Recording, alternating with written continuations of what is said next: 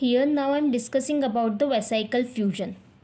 Secretory vesicle is present which releases its content outside the cell. Now here Rab protein decide if the target with which vesicle is going to fuse is correct or not.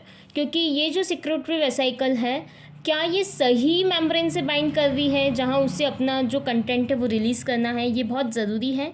Target membrane have some proteins called T snare and secretory vesicle have the V snare. Now the vesicle come in close proximity of target membrane. V and T snares coil from N to C terminal, but this coiling will occur only when Rab protein will decide that particular membrane is correct for that vesicle. Now after T and V snare role, we have to separate the T and V snare from this structure. So another protein is required, that is NSF. Now this NSF is present in cytoplasm and in the soluble state. It cannot directly attach with the membrane. So for the attachment of this NSF, we required another protein, that is SNAP. SNAP is the soluble NSF attachment protein.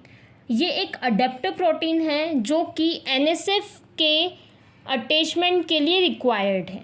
ठीक है, अब ये क्यों हो रहा है, यहाँ पर जो NSF है यहाँ पर ATP हाइड्रोलाइज होगा जिससे जो एनर्जी रिलीज होगी उस वजह से हम ये T और V स्नेयर को सेपरेट कर सकते हैं.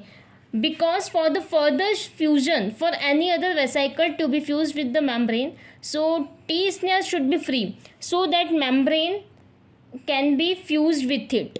अगर सपोज ये secretory vesicle को इसके अंदर अपना कंटेंट रिलीज़ करना है तो ये तो अपना काम कर देगा T और V स्नेयर की हेल्प से. यहाँ कॉइलिंग होगी T और V स्नेयर में. T और V स्नेयर का काम तब ख़त्म हो जाएगा, तब हमें NSF लगेगा. NSF डायरेक्ट अटैच नहीं हो पाएगा, उसके अटैचमेंट के लिए हमें स्नैप चाहिएगा. स्नैप की हमने बात कर ली, सॉल्युबल NSF अटैचमेंट प्रोटीन. अब यहाँ पर ये दोनों के बाद में जो NSF है उससे जो ATP हाइड्रोलाइज करेगा तो एनर्जी रिलीज होगी, उससे T और V स्नेयर सेपरेट हो जाएंगे.